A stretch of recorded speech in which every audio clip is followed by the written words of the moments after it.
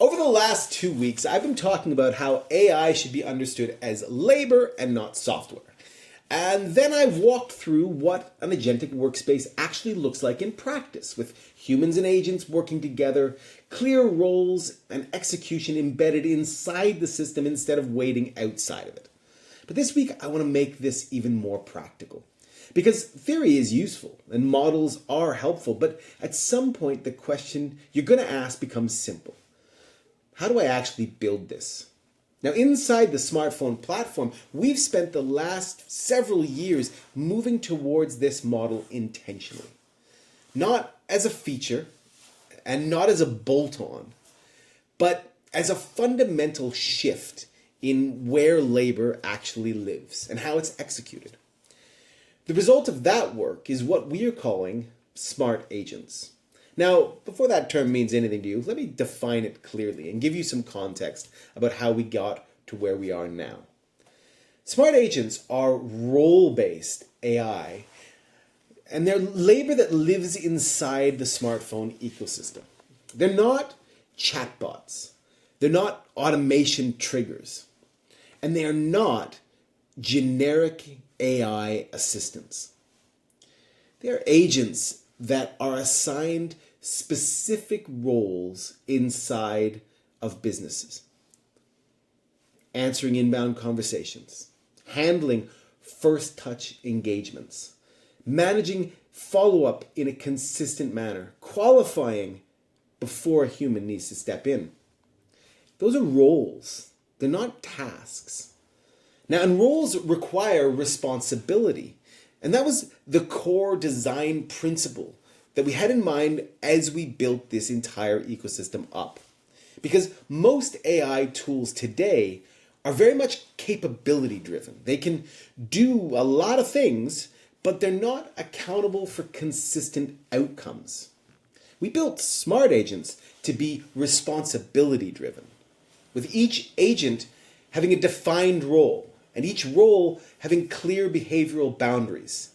Each interaction living inside telecom infrastructure, compliance rules, and governed memory. And that governance, that layer is critical. Because conversations, they're not hypothetical. They're regulated. They require consistency. They require context. And they require history. You can't deploy labor into that environment without control. So smart agents were designed to operate inside the same telecoms and compliance infrastructure that powers the rest of our platform.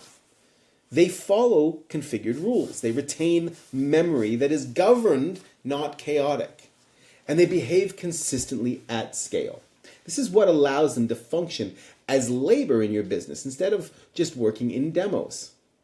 And here's where it becomes really powerful. Smart agents don't replace CRMs.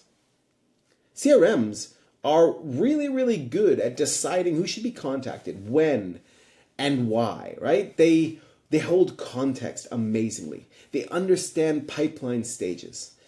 They help you track history and relationships. But what CRMs have never really had is an embedded labor to execute on the decisions without delay. Smart agents can become that execution layer. The CRM can determine the next step, and the smart agent can carry it out.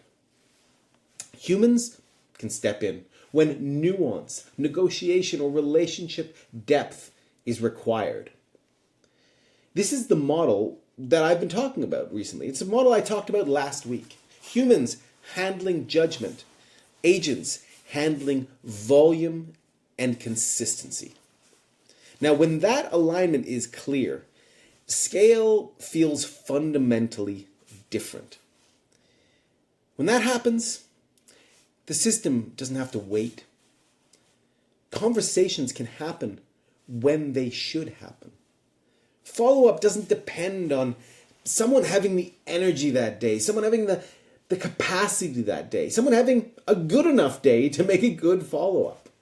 That's why we built smart agents.